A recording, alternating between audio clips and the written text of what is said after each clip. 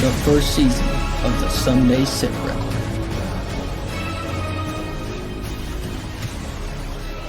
It's not just a tournament, it's a brotherhood.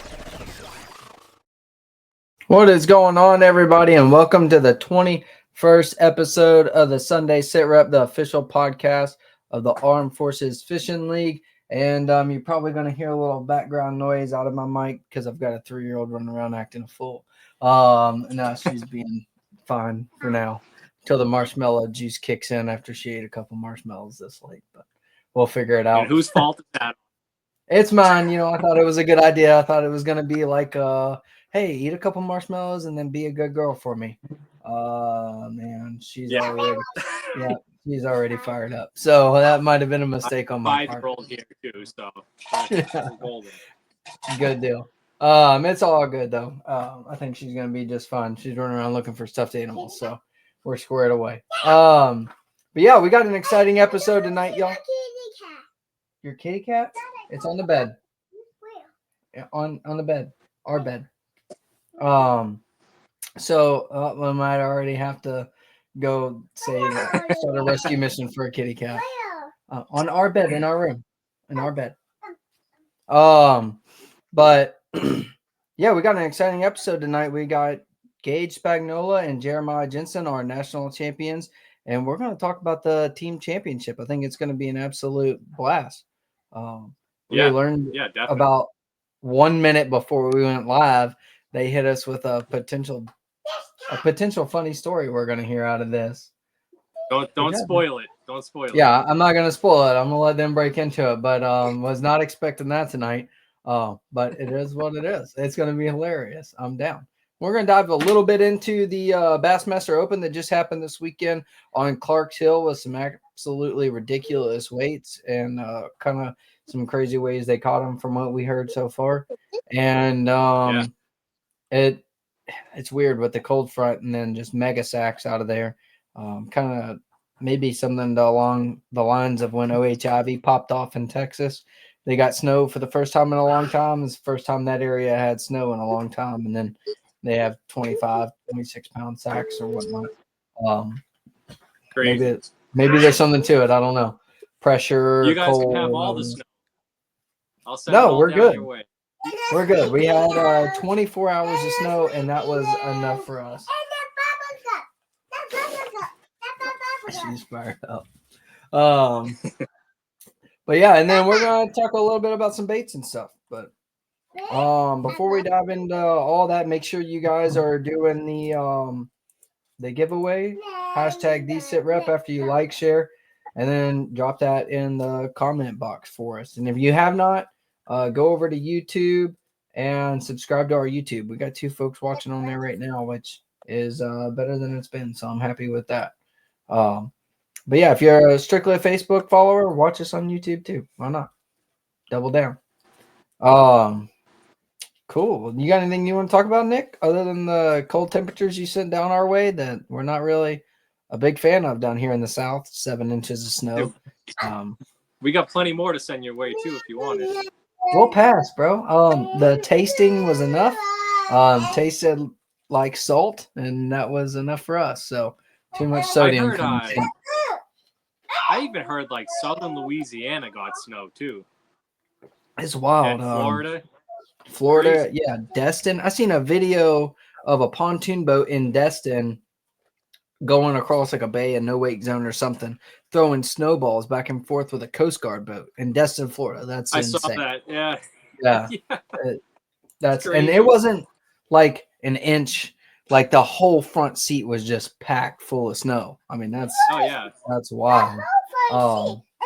Yeah. Are you just gonna copy everything I say tonight? Yeah. You weirdo. We don't need an echo. Eric says no more snow. Yeah, I'm with you. Dude. That was enough. We had enough. I was good with I think in my house we got 3 inches maybe. And the roads got kind of nasty. Me and Bobby might have went out and did some donuts and had some fun. But really wasn't horrible for South Carolina roads. They actually prepped. I seen salt trucks for the first time in my life in South Carolina, like multiple salt trucks. And they had graders going down I-26, I guess, to make up for the lack of salt trucks. But it was pretty cool. It was a different experience than the last time we got snow. Last time we got snow in South Carolina that I remember, I think I was deployed the last time, but time before that was like 2015, 2016 time frame, maybe 2017. We got 6 inches of snow and the whole state shut down. It was wild. I literally on the road right outside my house, we followed a Ford Ranger DOT truck, and they were dumping sidewalk salt. Yeah, you can have that water. They were dumping sidewalk salt out of the bed of the truck, like bags of sidewalk salt from Lowe's, because they were just did not have the infrastructure and were not prepared. Yeah. But yeah, craziness. Yeah. Craziness. Well, before we dive into the upcoming events or anything, you got anything to talk about, Nick? I do want to say something. I was going to wait till the end, but I want to just get it out now. If we could all send some prayers and support to Dave Hicks, our Virginia director, and his family. Dave just recently lost his sister. So if you could all just, send some love and prayers their way, I know he'd appreciate it. So yeah, I just want to get that out there now. We love you, man. Well, We're lifting up your family. Yeah, For absolutely. Sure. Hate the worst part of life is that part of life. Yeah. For sure. Yeah, I mean, I'd love to get into the upcoming events. To these guys and the other stuff, yeah. For sure. Before we dive into that real quick, we'll go over the upcoming events real fast. Coming up next weekend, February 1st, it's next Saturday on Lake Tillery out of Swift Island. North Carolina is having their first qualifier. Roger that. Philip, just to confirm, I'm tracking February 8th. So South Carolina and Georgia are both having their first qualifiers. The following weekend, February 8th, here in South Carolina, or is going to be on Lake Murray out of the Larry Coon ramp. Don't be touching those buttons, man. Out of the Larry Coon ramp. And then Georgia is having theirs probably out of the Broyles ramp, as he's saying here. So I'm sure we'll have that information solid next Saturday. If you're coming here for the updates on that next Saturday, we'll have that, or excuse me, next Sunday, we'll have that information solid the week before the tournament for sure for Georgia. But yeah, that's all the February events we got going on. As we get through, as we get into February, we'll start talking about our March events and whatnot. My goodness. Yeah, crazy one tonight. The marshmallows have taken full effect, but if you don't have anything else, Nick, I'm ready to bring in Jeremiah and Gage. Let's do it. All right, here we go. There's Mr. Gage Spagnola and Jeremiah Jensen. Yeah, that was me. Hello, guys. How y'all doing? We're living the dream. We both got 2 little crazy little girls. Mine is wound up. I think Jeremiah said it right before we started. He said, I just dialed up the intensity, and I believe he is correct.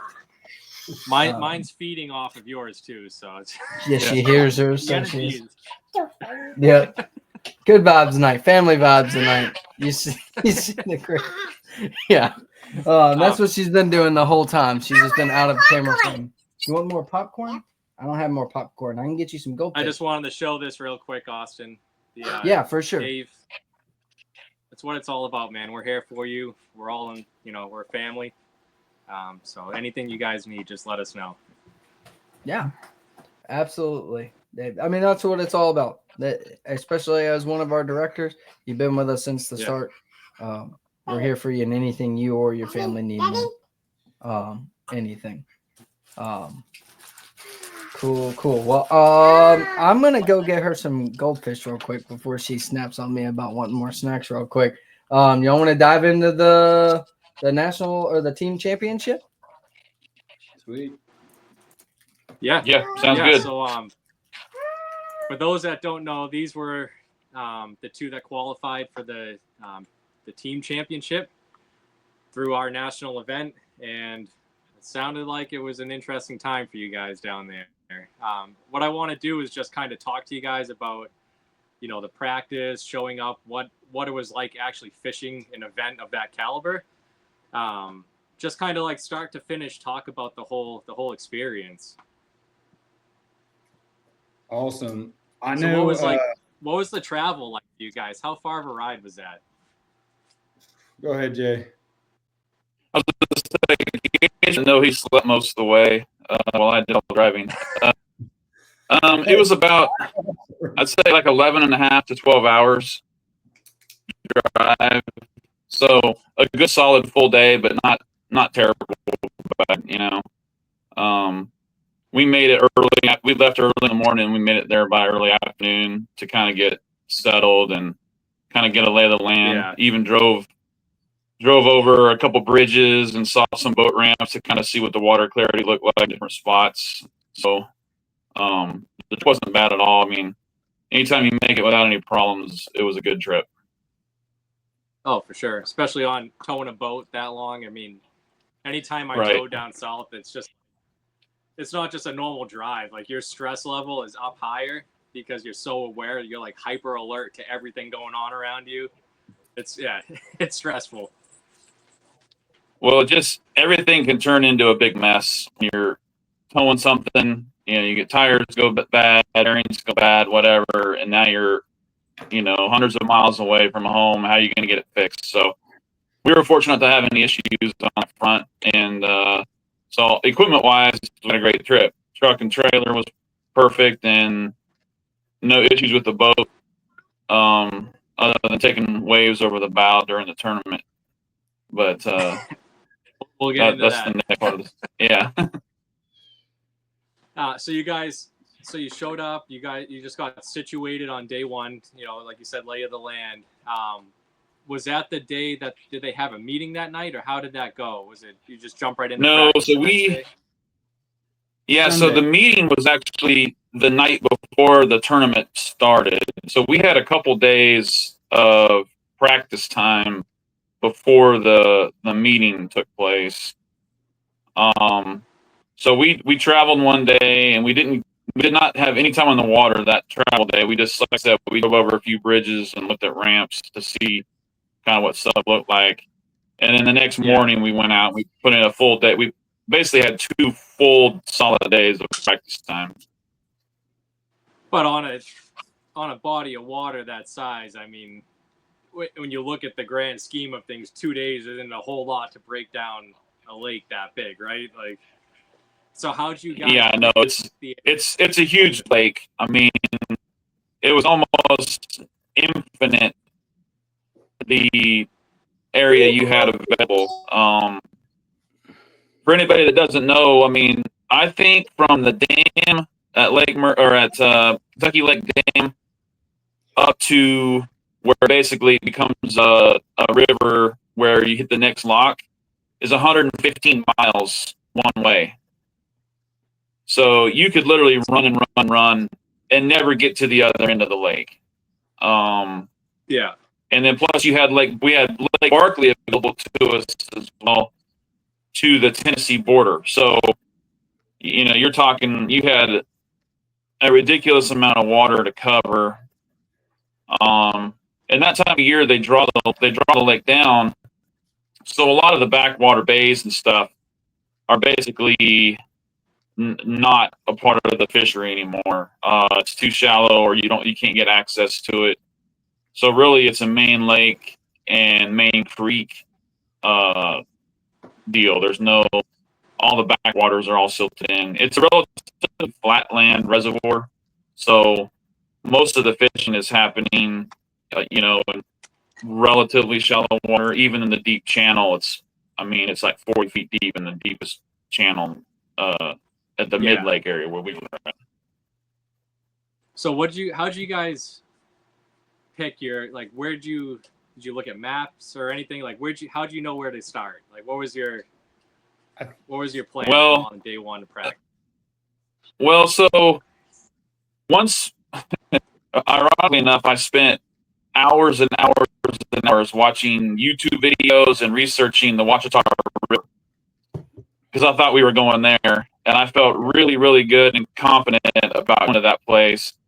And then we found out, hey, the lock and dam were being worked on, and the water was drawn down like 15 feet, and the ramps were not usable, and the fishery wouldn't have been usable either for that kind of field anyway. So I had a little bit of experience in Kentucky Lake, at least to understand like navigation and kind of understand the fall drawdown.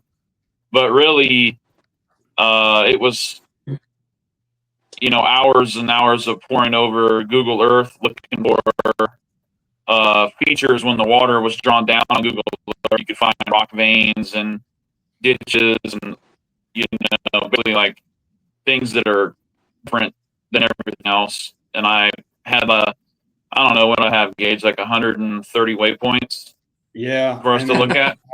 I had another how many, but all of our waypoints were in the same places. So which Yeah, we found the same type of stuff. Yeah. So yeah, I was just transferring waypoints from our phones onto our Lowrance on the boat, and then we just started a big lap around. Like we went south one day, we went north one day, and then made a lap and just checked waypoints and eliminated a lot of water. And then in the back of my mind, I also knew we had weather coming. So I was trying to figure out a pattern that would work with the weather that we're going to be faced with. And the weather was, it was going to get really cold and really windy. And the weatherman was right this time. Well, during practice, it was slick calm the entire time. No chop in the water. It was like perfect conditions, and it was insane. And then complete 360 or 180 on the day of the tournament. Yeah. Yeah, the first day of the tournament, it was like in the low 40s, I think, for highs. So it wasn't terrible. Like it was freezing in the morning. Like it was upper 20s, but it got up to the like mid 40s. So it wasn't that bad, but the wind was blowing just a steady 20 to 25 with higher gusts. And on a lake that size, you're talking big water, big waves.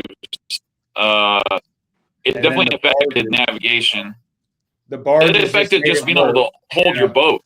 Yeah. I about got tossed out of the boat a couple times. And we witnessed, not only did we witness, I think 5 boats spear waves, like right outside of the pocket we were fishing on the initial run in the morning.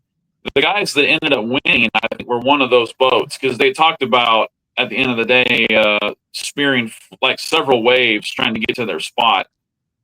And I mean, I saw the boat go like submerged, like it went under. And I know the water was cold. Those guys, I mean, it wasn't just like an uncomfortable scenario, it was like a dangerous scenario. So as far as I know, there were no problems with that. But I mean, you're talking about cold water, cold air, cold. Now, they said at the end of day 1, they said, I think 50 boats went in early, and there was like 15 breakdowns like before noon. They opened up the scales at 12:30. They were like, you can bring your fish in at 12:30. And day 1, like I think I'd say a good majority of the field left early. Like they just like went in and went home. God. Yeah, it was brutal. The lake is fantastic. We found a pattern in practice where we felt like we could catch fish doing a couple different things, but primarily it was rock oriented. And it was like little subtle drops with chunky rock surrounded by pea gravel rock. And we had got bit on a couple of crankbaits, and then we also had gotten a few bites on a Carolina rig, just a trick worm on a Carolina rig. And I thought with the wind coming up, that that was actually going to make it better in my mind, because I thought, you know, here at home on Lake Murray, if you get some wind blowing, that really turns on that shallow crank and bite, which is what I thought was going to work. And Yeah. Apparently that's not what happens on Kentucky Lake because it went away. We had 5 bites on our starting spot, with I think 2 keepers, and after that it was a grind. And we ended up, I mean, we caught a good number of fish, but I think we only had 3 keepers. It was rough. We were throwing back a bunch of 13-inchers, and they had to be 14 to keep. So, but we just weren't on the program. Like, we even if we would have caught, No. 5. The guy that won it up the lake, and he was fishing current breaks up the river. So they were live scoping in like 20 foot of water, and they were catching 5 to 6 pound smallmouth. I mean, 25 pounds a day. I think they had like 10, 20 pound bags day 1, and then day 2, because the second day was canceled. Then the third day was the final day, and that was the guy had 25 pounds. He had 50 pounds in 2 days. The team did, and all they were doing was fishing current breaks. But they were way like they made the run because they had the fish, right? All of our fish there was 5 to 6 footers and a 40-minute ride between us and our fish, and it was at the point where, do we risk damaging our boating trying to get to it, or do we put our pattern up here? Yeah, we weren't on enough to take that on. Those guys evidently were on enough to be willing to take that on. So, but the reality is we could have put every fish that we had together, and we weren't going to have 25 pounds. So we missed it. It got cold. It got colder faster than I was anticipating. I think it was just kind of a little bit of a freak cool down. Even leading up to it, it dropped from low 50s to low 40s just in like a 10-day period. So it really hurt what my plan was. And I mean, this is maybe a fault of mine, but my mentality is you got to fish your strengths and go with what you know.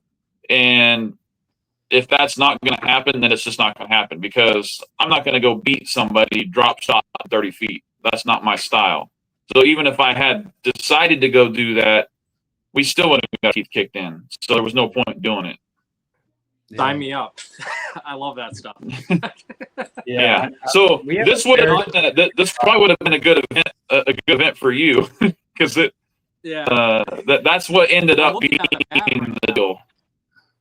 This lake actually, it runs, so it kind of reminds me of Champlain. I mean, not as wide, but it's long. Like Champlain's like 120, 130 miles long, north to south. And when you get a south wind on Champlain, you're not going out. Anything like 15 mile an hour and up, it's tough. Well, and so this lake is particularly notorious because the current is actually flowing from south to north. So the water, the river actually runs north. And so when you have a north wind, it's pushing against the natural flow of current. It just piles up the wave that much worse. Hey, Jeremy, which is part of the reason why they canceled this. I'm breaking up. I'm sorry. Yeah, it's a little choppy. Is it just me, Gage, or is it my? No, I can hear it, but I can still understand them. It's just his service. If you get to know him, it's we're good. Okay, this is good. All right. Okay, are we back? We're back. No, all I was saying was the second day was canceled because of the wind as much as the cold temperature. Because the wind's against the current, so the waves just get, it's extra bad. And then, not to mention that it was like in the teens. It was just bitter cold. So that's brutal. So what was it like? I want to dive into the experience a little bit. So like, you guys showed up, you did your practice, you went to the meeting. what was the feeling when you walked into that meeting and you see, 250 boats, 500 people? Like, what is that feeling like when you go there? I will say it was kind of like you didn't realize how many 250 boats can be. Or I think it started at 280 and 40 teams didn't show up because of the weather or something crazy. So it was like down to 240. And you walk in, and then there's this long line, and we will just sit in the truck in the heat, and wait before we just roll in there. Yeah. If you back up to the very beginning, the reservations that they made at the state park, Paris Landing State Park, highly recommend it to anybody. If you want to go to Kentucky Lake, go stay there. It wasn't that expensive, and it was like primo 5-star type of resort type of place right on the lake. And everybody there was actually, oh, hey, are you part of the team championship? Oh, great. Here's your stuff. Like, they were prepared. They had all their stuff going. So Bassmaster already did their due diligence in the beginning, even on short notice. So they made everybody feel very valuable, from every team to, the parents coming to watch their people fish. But I think once we got to the meeting, they had it broken up into like, I think it was like 40 teams. If you're A through K, you go at 4:00, and then it was 4:30 for the rest of the boaters' names and stuff. And once you walk in there, you realize like that this is getting very real. It's not like an AFFL tournament where everybody's like, "Hey, how are you? You good? Hey, dude, like, what's your name?" It's stone cold. You're fishing for $125,000 and a classic berth. You are fishing. Yeah. The classic. It doesn't matter. I don't care who it is. You can downplay, oh, it's not like, you are fishing to be a part of the classic. And if you want to downplay it, I'm telling you right now, go to this tournament and it will shake you in the best way possible. And it's an amazing feeling. And you go in, and I immediately just try and just start talking to people because I try and break the ice. So we met people from Michigan. We met people from Maryland, Florida, Washington State, and you realize how big these what do they call them? The Bass Nation teams. Right. So there was international. There was a bunch of international people there too, from South Africa. Like there's several countries, European countries and African. Yeah. Yeah, that's cool. That's cool. And they had, like, you go in there, you show them your license. The guys run down the line, and you show them their license. If you don't have your license out and ready, they're not going to pass you. They're going to sit there, and they're going to stare at you. These old men are going to be like, they're just going to look at you in the face until you show them their license. They don't care. And if you don't show them your license, you leave. You're out of the tournament. Like, it is like no holds barred with them. They don't play. And but you show up, you say, what's your names? Jensen, Spagnola. They're like, all right, cool. You're checked in. Bye. It is such a fluid involvement with it all. And there's like, maybe Yamaha vendor was there, and they had their own vendor there selling team championship apparel. But that was it. Like, it wasn't a big hoax to get money from people and all this other stuff. A lot of other tournaments are. It literally is, show up, you're valuable. We understand the trail that you fish and how hard it is to get here. And it was like a big thank you. And then they gave you food, and everybody got free food, catered event. You sat down, you spoke to all kinds of other people, and everybody knew. I mean, you can see in fishing tournaments, you can look around in the morning, everybody thinks they're going to win. Everybody's like, nope, we're winning. We're winning. I don't care. And me and Jay just joke. I mean, this year will be our 7th year fishing as tournaments together. And we literally just joke around, have fun, talk about Bigfoot, and literally just, and then we leave and we go home and watch a football game and get up in the morning and do it again. But it was a once in a lifetime. My goal is to get back there again this year, obviously, just so, because not happening. The weather would be nicer, But I mean, we planned for that event when it first came out. When did they bring that out? In March? So yeah. Yeah. It was I've been March. We had our waypoints planned since March of last year, so like we were planning to go, right? Because that's how you have to be if you want to do something. And Oh yeah. once we got there, it was so surreal because we did so much head work, all the research and stuff, all the money you put into this stuff all year long, all the tournaments you fish, and then you get to the tournament that matters, the one that's like, okay, I'm here. This is my chance. And you have a blast. Like there's no pressure at that point. Like you have fun and you do exactly what you do all year long in that 3-day tournament, and you just soak it up and have a blast. And at the end of the day, I think we both called you guys and we're like, dude, this is awesome. Thank you guys so much for the AFFL. Like the AFFL can get you into the Classic. How amazing is that? It's pretty, dude. I was rooting so hard for you guys down there. I wanted to see you guys walk across that stage so bad. Like, Austin talk about it all the time. Like, how cool would it be to see our guys walk across that stage like that? I'll cry. I mean, the day it happens. I'm speaking into existence. It's gonna happen. It is gonna happen. For sure. Mark my words. The AFFL will like, send somebody to their class. It's going to happen, baby. I'm going. Yeah, New Hampshire's gonna send someone next year. The other thing too about the tournament, not only is it a big field on a big lake, big stakes, every single team that's there is there because they were the best team in whatever league or division or state or whatever they're in. So everybody there is an extremely capable and competent angler. So that's the thing, man. Like I don't like we have fun fishing our stuff, right? Like we get together, we joke around, we have fun. When you get to the Bassmaster Team Championship, I mean, you have to think about the people that you're going against. You're going against locals who have earned their way through their local club on that lake. And then you're going against everybody. Like you said, you had countries from all around the world sending their top teams there. Like this, you're in some stiff competition. That's why I wanted to get you guys' feelings on like what it was like when you showed up. It was, it was really readily apparent that this was a serious endeavor at the tournament. These guys knew what they were doing.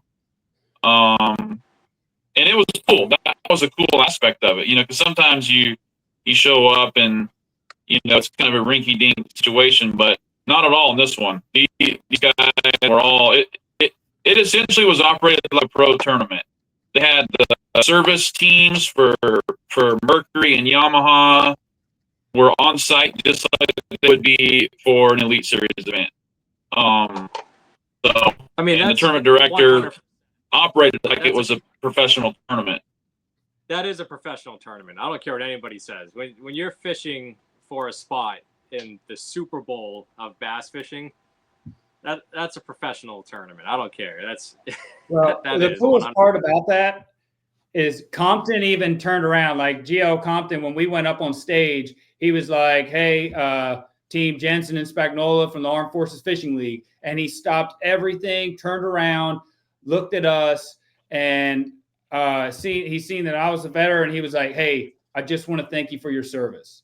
And like, I'm not one to really care about that at all, but it was a nice gesture to see that that's still a thing in the world for our military to get the respect that we work so hard for our country. So from an AFFL point of view, it is very well seen that the Bassmaster respects us. They don't look at our numbers, but they look at what our numbers did, right? So what we did as far as all of our service members, everyone who was out on the front lines doing their thing, they respect that. They didn't care that, oh, you guys only have 400 people and we have 5,000 teams. They cared like you have 400 bad mamma jammas there out there fishing. How cool was that, Yeah, that's awesome. That's cool. I didn't know he did that. That's awesome. He's a genuine dude too. I talked to GL at the Classic. I ran into him when we were up there in March, and that was when we were. I don't think we had announced it yet. Hey, chill out. I don't think we had announced the team championship yet because we were still waiting on the paperwork to get finalized and everything. And we had gone back and forth on him, and there was something on Bassmaster's end they were like lagging on pretty heavily. And not to talk crap about him by any means, but I know Nick and I had both been kind of pinging him like, hey, when are we going to see this contract? When are we going to see this contract? Because we didn't want to push it out yet. Like, we wanted the information to get out to the AFFL, but we wanted it to be a sealed deal before we did. Yeah. And we were waiting on this paperwork for months. And I walked up to him. I was like, hey, man, Austin Kitterman, AFFL, you're GL Compton, right? And he's like, dude, I promise I'm working on the contract. Like, super genuine, like, awesome dude, like, very apologetic. He's young, too. Yeah. Very young. It caught me really off guard when I seen his name tag. And I was like, that's the dude I've been talking to?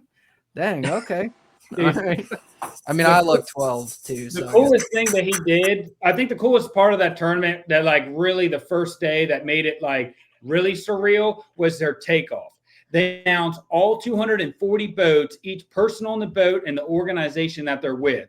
We have Team Jensen and Spagnola from the Armed Forces Fishing League taking off, and they're like, go get them, and then the next team, cool. like, I was just, dude, it was such a, like, I always get the goosebumps when I fish and they do the national anthem and all that stuff. Yeah. And that is what, like, they did that. And I just got pumped, dude. I was like, let's go out in some 5-footers and get soaking wet. Like, so no, that was cool. Yeah, that's awesome. Yeah, man. we did. We got drenched. Yeah. Did you guys, so like, I mean, I still, even in small club tournaments, I still get butterflies during takeoff. It's just that, like, that adrenaline rush is coming of the takeoff and, like, getting to your spot. I don't know. What was it like when you took off on the first day? Like, do you guys get butterflies when you fish? I wanted to jump out of the boat and swim to the first spot. I was so amped, dude. I have to try to maintain a balance. So I try to stay a little bit lower key because Gage gets pretty amped up. And our starting spot was a spot that he actually had caught one of our better fish in practice off of. So he was really excited to get to that first spot. And it wasn't a very long run, but it was in major waves to get there. So yeah. I was nervous about getting there and everything being in one piece when we got there. Gage was ready to snatch up that rattle trap and pluck a 3-pound smallie. Is what he was ready for. So is that what you guys were targeting with smallmouth? We caught, I think we caught every species that was there while we were in practice. The fish we weighed in were 2 largemouth and a smallmouth. They really were mixed all together. There were certain days where it was like, okay, we got 2 bites there. They were both smallmouth, and then we go kind of back in the creek a little bit and fish like a submerged bridge or something and catch a largemouth. But you could literally catch any black bass species off of any spot at that lake, which is another reason why it's kind of a cool lake. So can you? I was disappointed with our result and the weather, but I was not disappointed at all with the lake. The lake is a great lake, great fishery. So I mean, I would go back there in a heartbeat for any tournament. Can you win with smallmouth on that lake? They did win. The guys, almost every guy that, like the top 5 teams were all smallmouth. 25 pounds won it with 2 days with smallmouth. That's wild. I think the top 5 teams were all almost exclusively smallmouth. If you go north, you're going for smallmouth. Typically, if you stay south of that lake, you're going to end up fishing for largemouth. And that's just how that lake runs. Man, that's awesome, dude. Smallmouth fishing. I think that would be a cool lake for a national event. It would have suited. It would have suited your style really well, Nick. You would have liked that lake a lot. You can go south, like for a lot of guys down south that don't have smallmouth, they can go south for largemouth, and the guys from up north, we can go north for smallmouth, and That's what I like, Yeah. trying to find a lake to kind of balance it. You know, something for everybody for a national event, right? Lake Murray's kinda like that. You put it on Lake Murray. It's just like Do they have smallmouth in Lake Murray? I don't think. yeah. I've seen one. I've seen one. I've seen one weighed about 3 years ago, and it was like a 3.5 pounder. So they got Lucas some out here. Lucas Murphy. Yeah, Yeah, and you just try and lock into the Monticello from the Broad River, and you got it. I was gonna say I heard some smallmouth are in there. Austin has a picture to prove it. Yeah, there was a tournament today on Monticello, and some guys weighed in a smallmouth that weighed 685. You said a smallmouth. we got a 85? Yeah. a 685 smallmouth out of Monticello was weighed in a tournament today. My goodness. Where'd you see that? And I think they had 23 pounds, and they had 4 smallmouth in their bag. Was that cat? I don't know. I just saw a post on Facebook, and I think it was a club tournament. I want to find that, man. That's a nice small. Yeah, I gotta find that. Lonnie caught a 5 last year with me. It was, I think it was just shot 5. It was like a 4.95, and I'll never forget when that fish came up and showed itself at the boat. We knew it was a good one. We didn't know it was a 5 almost, and when it came up to the side of the boat, I think we both about had a heart attack. And then when it finally hit the deck, it threw us both for a loop. I'm gonna try to find that. It was Ronnie Mueller that caught it, I believe. Oh, really? Good for him. I like him. He Yeah. fished with us a little bit. I like Ronnie Mueller a lot. He won last year in the AFFL. Yeah, he won our Open on Murray, and he watches the podcast every once in a while. I see him jump in and comment. So if you're in here, Ronnie, congrats, man. That's awesome. I want to see that. Yeah. Bo, you better be mounting that 6-pound smallmouth. Like a 6-pound smallmouth in South Carolina. I mean, I'm almost rounding that up to 7. That's a 65. That rounds up to 7. I only fished with 70-pound braid, so I would have just ripped that sucker in. Okay, Lonnie, I gotta get the. I'm gonna pull this up. Daddy, it's still cute on this. What? So you guys are out there fishing. You're battling, 5-foot waves out there. What's going through your head? You had what, 3 fish in the live well, you said? What's going through your heads at that point in time? Well, I think what was going through our heads was that every spot that we were trying to get to, we would work our tail off to get to them and get beat up, and there'd be a boat on it because there's so many boats in that tournament. Or we would be sitting on a point and a team just wouldn't care. They would just come in on you, and they would be within like casting distance because they're sitting there live scoping your boat and watching the fish under your boat. And we don't have live scope. So we literally just fish traditional. That's our thing. That's what we do. And we've always done it that way. And I think that the problem was that we seen, especially in practice, was that we would save fish. So we would be like, all right, we're getting bit here. We're not catching any more fish, or we're not catching fish here. If we were fishing with a jig or a moving bait, if we would try and shake the fish off, or we just wouldn't even set the hook. But then another team would come in behind us and just jack that fish and bring them to the boat and hook them. So you had all these fish with sore mouths from 2 days of everybody catching them. And then the day the tournament starts, of course, it's going to be tough. And of course, the only fish are going to be the deep fish that you have to brave the tough waters to catch them. So I think that from my point of view, it was hard enough for me, but I'm not the guy on the trolling motor that was like in pain and agony. Like he'd be like, you got to take the trolling motor. I get up there and take it for a second just so he could take a break. And then because it was a lot. And I know the trolling motor is no joke, man. When you're in that rough water, like when you're up on front of that boat, it'll beat the bag out of you. Like I had a friend, we went fishing on St. Lawrence, and I was like, dude, I need you to step up here. And he took over the front, and he's not really like into bass fishing too much. He's getting into it, but he's up there and he's on his knees with his hand on the pedal, like battle. He's like, I don't know how you fish like this, like because it's a whole different animal when you're on the front of the boat. It'll beat you up. Yeah. Well, this FYI spot lock doesn't work when the prop is out of the water. No. No. So there was no spot lock. You had to be up there because the prop was out of the water at the time. Well, what yeah, about? it was pretty brutal, but we so you guys went. we sent, like we didn't hold anything back. I mean Gage, you know, we didn't lay up. We made a 20-mile run down to a bridge. I was like, we may as well just shoot our shot here and see what it is. And we made that run. And of course, there's a boat sitting on it. So we tried to kind of salvage by kind of fishing sides or the other opposite end or whatever. But it's kind of a community hole down there, and everybody knew about it. So I kind of halfway expected someone to be there, but I wasn't gonna not go, you know. So Yeah. I don't think Gage was thrilled when I guys- pointed the boat that direction.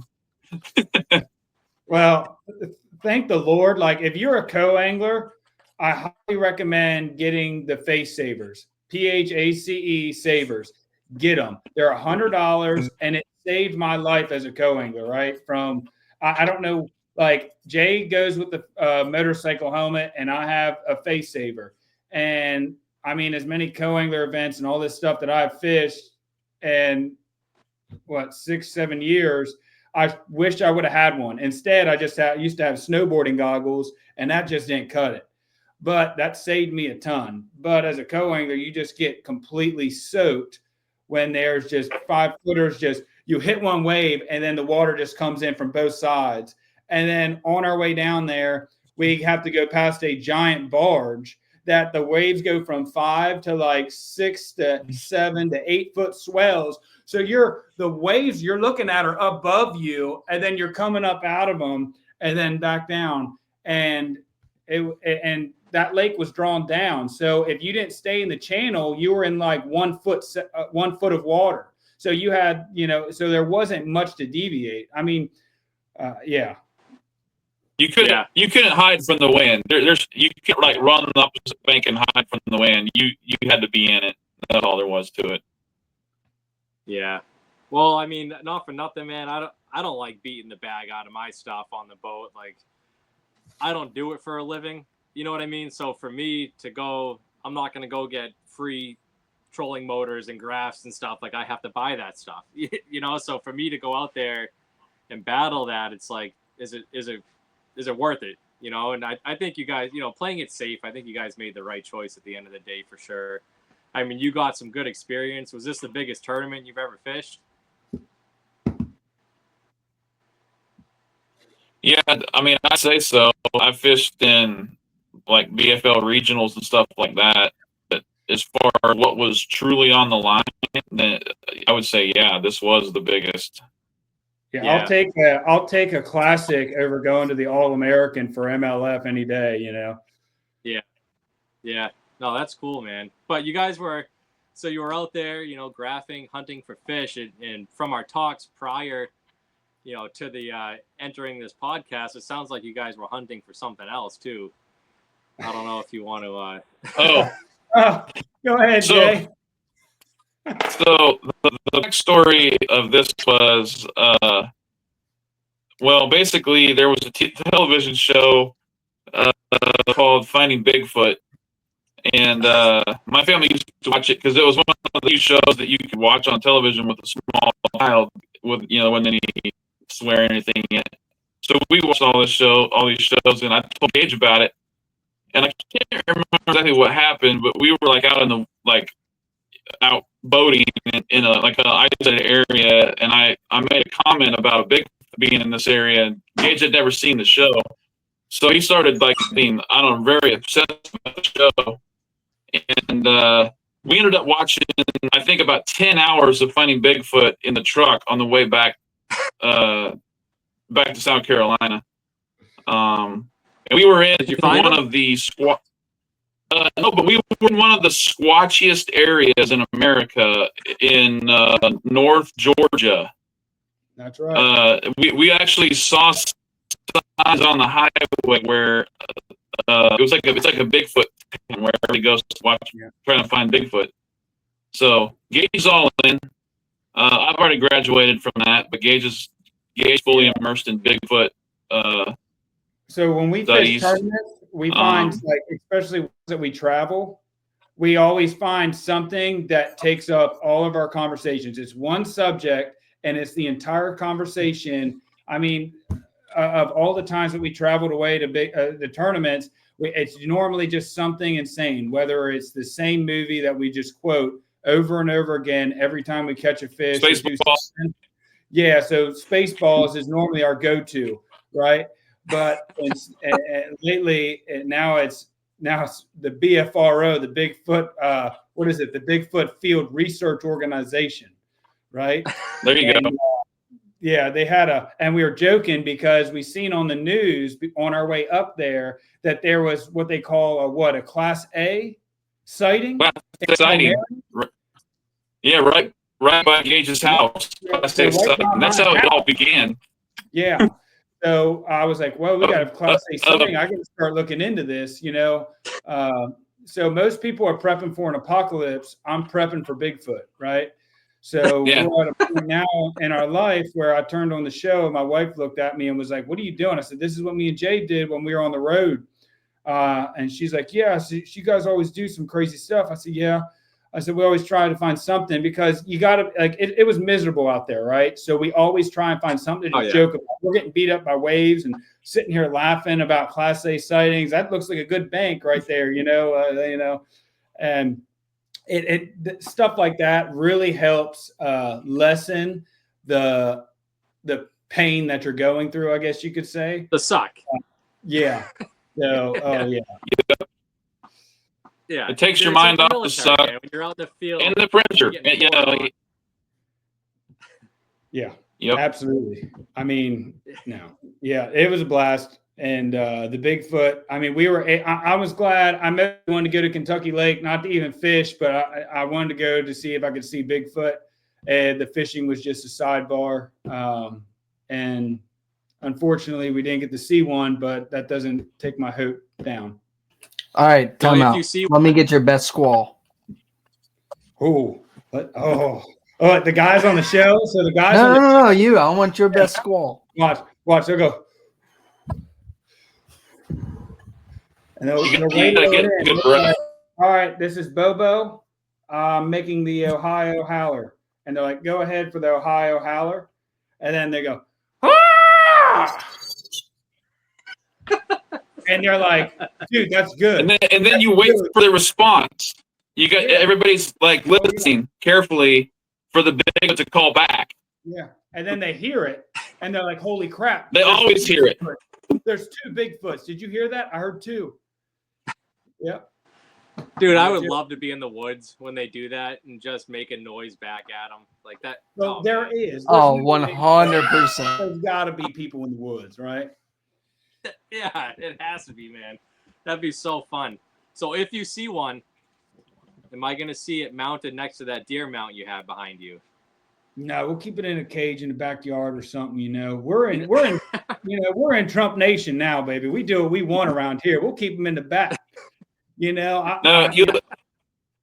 you won't catch it. You'll just get a really grainy photo. No matter how sophisticated our cameras are, every picture is always real grainy and blurry. So that's what you'll have. Dude, it'll be a real grainy photo. It's better than any comedy show you ever met. And they have town halls on there. So the people have town halls. So the guys that are in charge of what do they call the BFRO or whatever, they go and they speak to each town. And each town has like 30 people that have seen Bigfoot. And they detail it out where they're like, he was standing like this when he crossed and he was ape-like. Like, oh, dude. The funniest thing in the world. Watch the show and you won't. It's called Finding Bigfoot, literally, and it's free, so you can't lose. Noted. Yeah. Oh, I love it. Your homework project. Your homework project is to watch a couple seasons. That way we can discuss this when we meet up at Gunnersville. Yep. Yeah. Perfect. See everybody at Gunnersville, and you bring your best squaller or howler. All right. We ain't kidding. That's how we'll talk to each other at the meeting. I guarantee you there's some Sasquatch around Lake Gunnersville. Guaranteed. I put money on it. Cool, man. So, I mean, that was the event. I remember you guys, giving us a call after day one, feeling pretty defeated, I mean, but again, I mean, look at the competition that you guys went up against. I mean, I don't care how you guys look at it. I mean, I look at it like you guys earned a spot to get to that point, and you fished and you toughed it out. I mean, things happen, There's a tough tournament.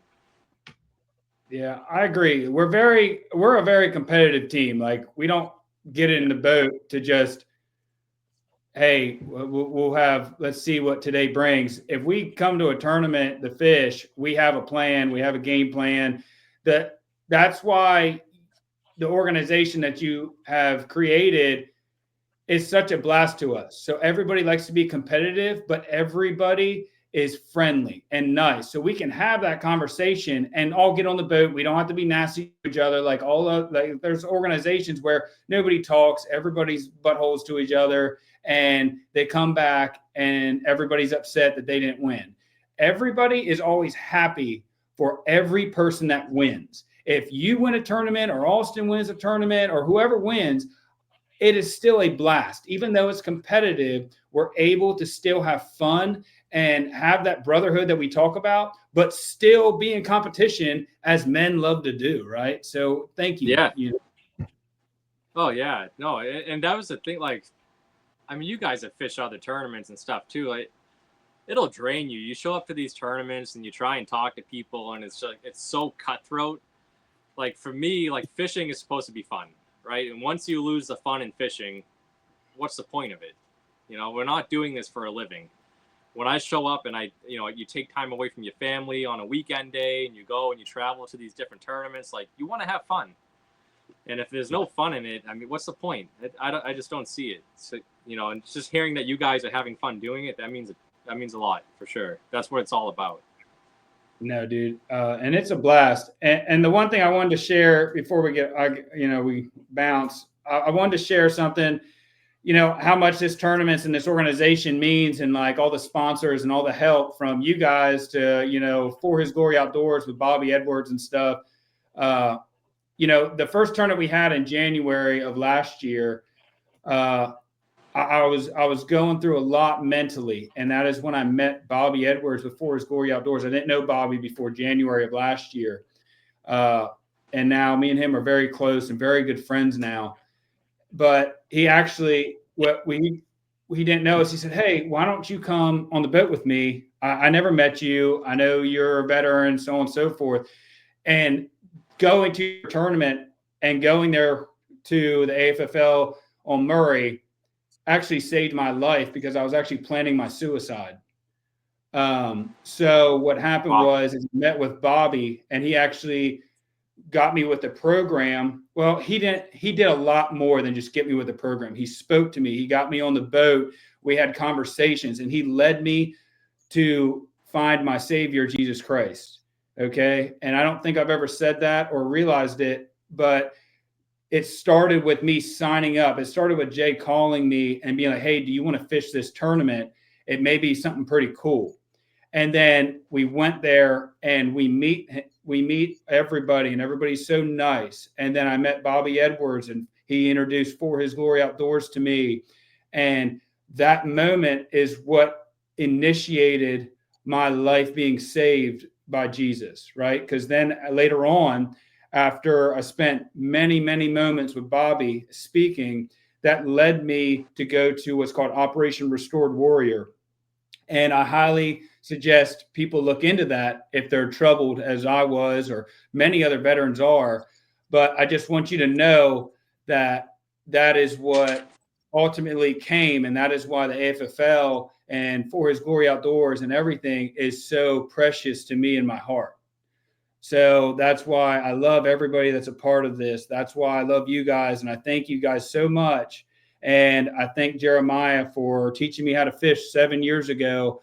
And ultimately, God had a plan to line me up to save my life, not only through Jeremiah or you guys or Bobby Edwards or the AFFL, but just by just showing up and paying an entry fee. So that's something that I wanted to just say thank you guys, because it's more than just being there that happens. Wow. Thank you for sharing that. I didn't know that, man. I'm thankful that you're with us, and you know that the evil didn't take hold of your plan that you had. I'm glad God found his way into your life. You know, thank you for still being here with us, and thank you for being part of the organization and sharing that story. That's incredible. Yeah. No, I just realized I never told you, so I figured I would connect the dots. So Yeah. thank you guys, and you know, we love it. It's the best grand tournament scene that we've ever been a part of. The first tournament we ever went to, we remember Bobby Edwards in Austin. Bobby was on the trolling motor. He was doing exactly what the lead guy does when he's letting them go. And we were like, man, this is a real deal. There was only 13 people in the tournament, I believe, but it was the best grand tournament that we've been a part of in a very long time.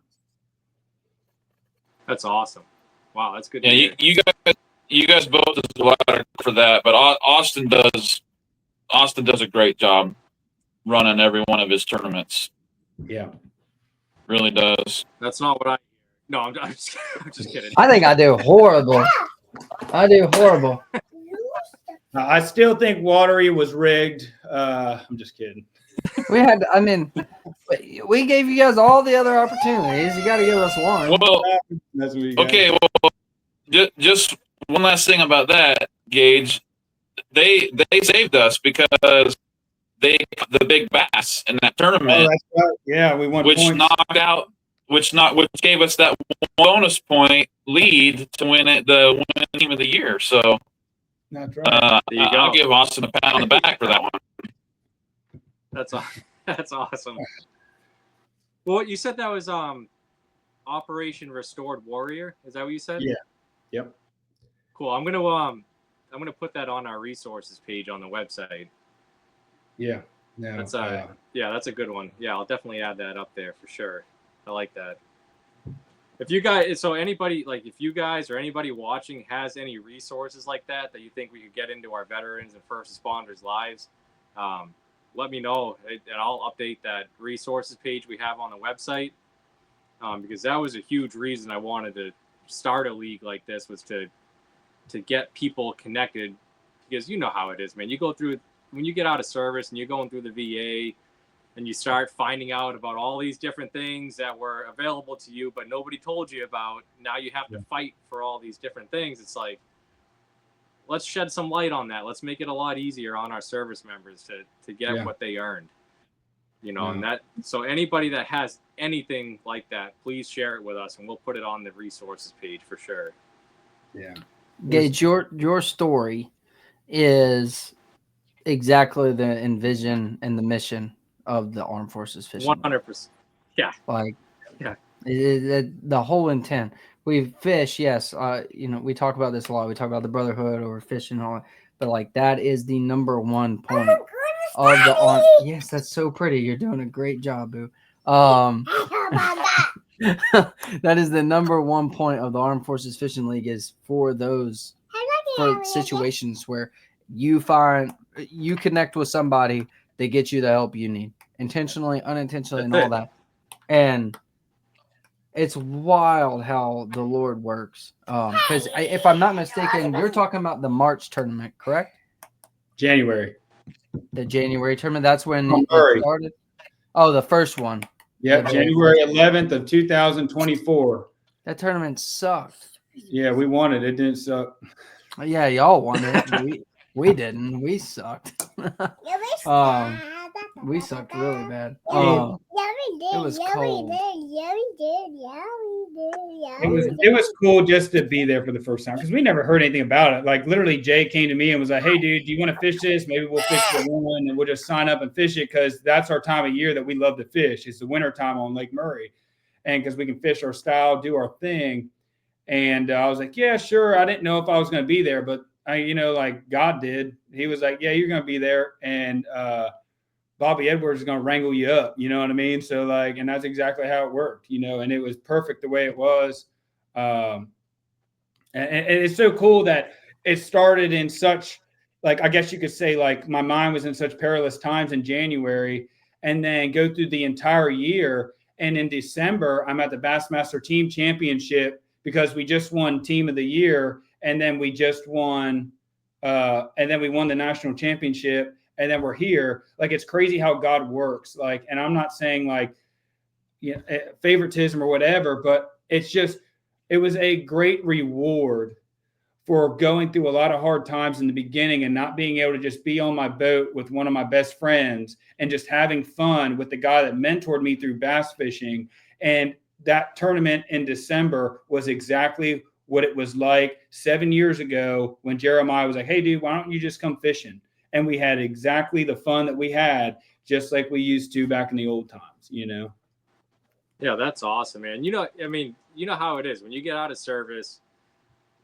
They just, I don't want to say they throw you to the wolves, but they kind of do. Like, you're kind of on your own when you get out, right? So, and like having, for me, it was a lot easier to talk to people that have kind of shared experiences that you've gone through, you know, and like make that connection. Because when you're out, it's like your brothers are gone.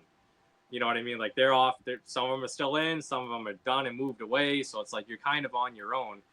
And when you are around people that have shared similar experiences, you open up. Oh, Nick left. Did I just cut out? Am I still here? Yeah, we lost your screen. We can hear you, but we lost your screen. You're pitch black. I mean, what I was saying was you tend to open up more when you're around people that have been through similar experiences. In the AFFL, there is nobody there. Everybody, one person there has been through probably something that you have experienced. So don't feel uncomfortable. Don't feel unloved. Like, we don't care what you did, how you did it. I just want you to get the help that you deserve. And every veteran, every human being, man or woman, veteran or not, we just want you to have the best mental health possible. And if you get anything out of this podcast, is get the comfortability to speak to your fellow brothers and sisters about not only getting the help you need, but getting the help you need through Jesus. So like, I'm always here. Reach out to Nick or Alston if you ever want to speak about Jesus, want to know about Jesus. I know, you know, we're just blessed down here to not only have a tournament director, but we also have Bobby Edwards with For His Glory Outdoors to help guide other veterans, not only during the tournaments, but the entire year.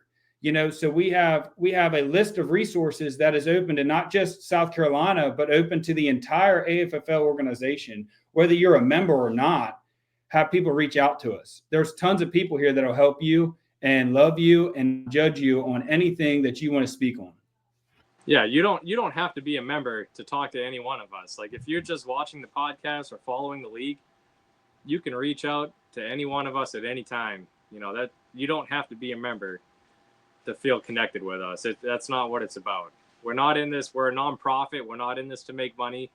We're there to help our veterans and first responders in any way that we can. Like, that's what it's about. So don't feel like you have to be a member to talk to any one of us. That's not the case. Yep, absolutely. Well, cool, guys. Do you guys have anything you want to add on the that Bassmaster Team Championship event or anything else?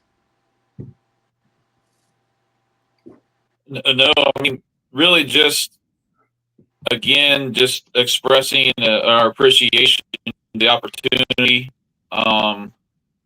You know, the whole league, I think is fantastic. I'm not a veteran, but it was a real honor to be able to, you know, fish with you guys, and Gage is my best friend. And this really was mainly about the whole thing for him, you know, and the platform that you guys give people like him and yourselves, I think it's fantastic. And so I intend to be, you know, somehow involved in any way that I can going forward. So, Yeah. Thank you. and just Yeah, we appreciate the appreciate it. opportunity to fish it.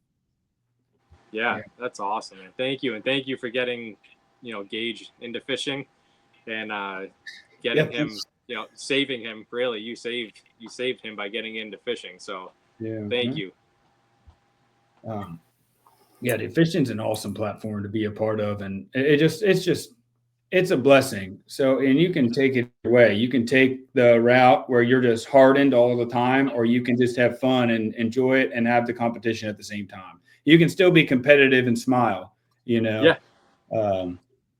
So it's just cool. And then, the opportunities in the AFFL, like the championship and then the Bass Team Championship, there are just a lot of cool platforms to be a part of. Like we're really looking forward to we're really looking forward to Gunnersville. I mean, just because we're going to be around everybody, and we can have a blast, meet new people. And when you're around new people, not only do you get to know them, but you also get to learn different fishing styles, so you learn different techniques, different things, and be open to certain things that doesn't require $2,500 to be put on your boat. Exactly. Cool. Well, Gage, thank you for sharing that story again. I know a lot of people don't like to talk about that stuff, but thank you. That was very eye-opening, and I'm glad you're still with us, man. Seriously. Yeah, it's called Jesus Christ and being vulnerable. So I highly recommend it to people. Yes, sir. Thank you guys for all your dedication to our state. And I mean, I don't believe y'all missed one, did you? Last year? No. I'll miss Murray this year, but Jeremiah will be there as a substitute. That's another veteran. So it'll be cool to get him in into our lane, Yeah. Right. So For sure. He'll probably win because I'm not there. No. He won with you. No, this needs to stay over Awesome, here. guys. Well, thank you guys so much for coming on and talking about all that. Thank you for being part of the organization, and looking forward to beating you at nationals. Absolutely, man. Absolutely. Yep. I'm gonna come to you. Pleasure. We enjoyed it. Fires. Good deal. Well, we'll let y'all get off here. We're gonna probably wrap this joker up. It's 1:12. We've been at an hour and 12 minutes. So it's Kansas time City, I'm hoping they're beating the brakes off of the Bills right now. So. Oh, hold on a second. There you go. Someone just posted. Don't worry. Oh gosh.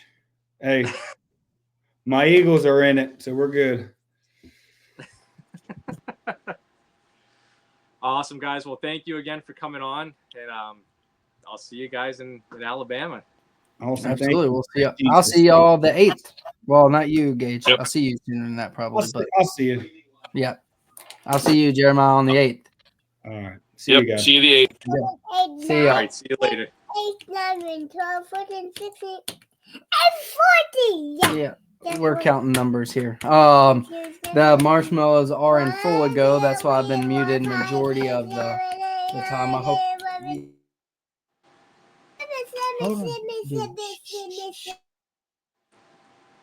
She is competing with me, and I'm struggling to mute and unmute and all that. So we'll go ahead and wrap it up. We were gonna go over the Clark's Hill stuff, but I don't think we're gonna have time. But here's that 6-pound smallmouth. I kind of got distracted with it. Mel, calm it down. Wow. Yeah, that's 23 pounds. With a 6.85, and that Ronnie Mueller has fished with us. Great dude, Bella. I need you to calm down for just a few minutes, okay? You can sit up here, but you need to calm down for just a few more minutes, okay? You just want to be crazy. Yeah, I hear you. Well, good deal. Well, we'll go ahead and move on over to the giveaway real quick. If you're joined us and you haven't done the giveaway, make sure you guys are sharing, and hashtagging the SITREP for your chance at some barbecue sauce and a t-shirt. That's what we're doing, right, Nick? Yeah, and who did we have last week? Last week we had Chris Warren. I'm gonna get with them right now. Yeah, we just gotta move it over. It's okay, boo. I'm Look, moving there you go. over. Now you can talk. Okay. Alrighty. Let's go ahead and do this. You gotta watch. You gotta hold it like Daddy told you. There you go. Hey. All right, and here we go. Oh no.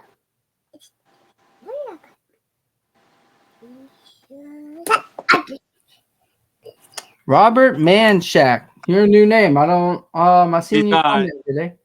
He's up in he's fishing the Wisconsin division Wisconsin division. Good Yeah. deal. It looks like he's got a beautiful smallmouth in that That is picture a nice right small. there. Heck yeah. Well, congrats, man. We'll get you some stuff shipped out. Make sure you hit the main page with your address so we can get that stuff shipped over to you, and make sure you give Nick your shirt size for the t-shirt. And we'll get that shipped over to you. But yeah, that's really all we have tonight. Nick, do you have anything else you want to go over before we try to dive into the devotional a little bit if she'll let me? Are you done with your podcast? Almost done, boo. I don't know. We're good. I don't want that. You don't want to? Oh, you can't draw on this. This is my Bible, boo. Well, all right. Well, thanks for everybody that jumped in tonight and staying in, and we're going to. Get some in.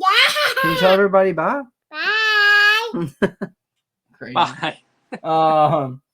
But we'll dive into for the folks that don't normally stay, have a good week, and we'll see y'all next week. And then we'll dive into our devotional real quick. Nick, we didn't even talk about it, but I did have we're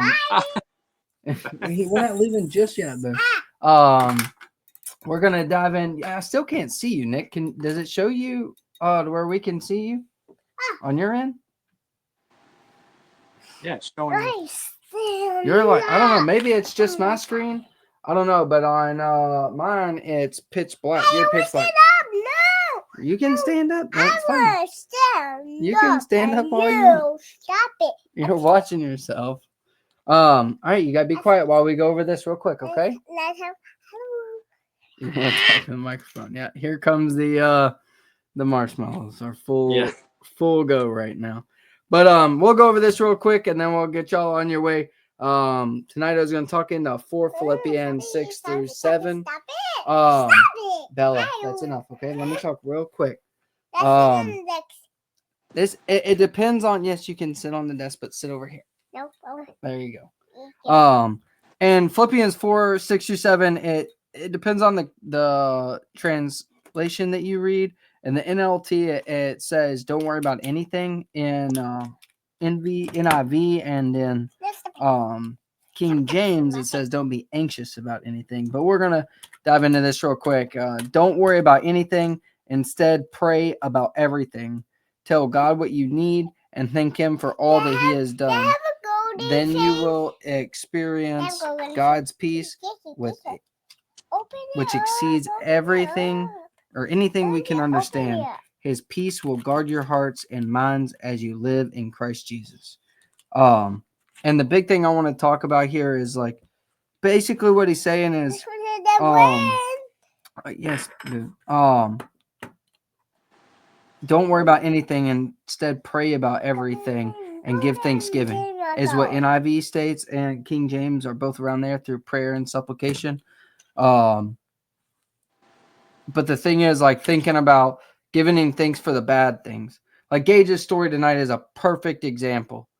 And if Gage didn't go to get to that point that he was at, and as bad as he was in that point, and I've been at that point, a lot of us have been at that point to where plans are, you're building. Bella, hold on 1 second. Hold on 1 second. I'm not throwing you down. Calm down. Let's just watch out. When you start to build those plans and stuff, that's that point to find Jesus. Sometimes He has to knock you down there. Well, He doesn't knock you down. He allows you to be knocked down to find Him. And giving thanks in that situation, even though that situation seems so bad in that moment, without it, you would have never found Jesus. Right? And I'm sure we all have that moment in life that is the bad thing. Last week, Nick brought it up perfectly. And he said, give thanks for everything. And everything means everything, not just the good things. I like this golden. but This if you don't worry about anything, on it. yeah, that's a pretty coin. If you pray about everything and don't worry about anything and give thanks for the situation, it'll I promise you the peace will transcend. Just like it says, his peace will guard your hearts and minds as you live in Christ Jesus. And he'll give you the things that you're asking for. No, don't. He will God give you. give us Jesus. God did give us Jesus. Good job. Give me 5. That's right. We'll end on that note. Good Yeah. job. God did give us Jesus. Amen. I love that. Give me a big hug. Yep. Cool. Well, can you tell everybody bye, boo? Bye. Say hey. Can you say Bye. something for me? Can you say, hey, y'all have a good week? Remember, Hey, have a good week. it's not just a tournament, it's a brotherhood. It's not true. It's a brotherhood. That's right. That's right. That's darn right. Well, good deal. I don't have anything else. If you don't have anything, Nick, No, I don't. good deal. Well, y'all be safe and have a good week, and we'll see y'all next week. Cool. All Not right. just- Wanna see Nick in the next name? yeah, we'll see Nick next week too. That's right. Yay. All right. See y'all later. See you guys.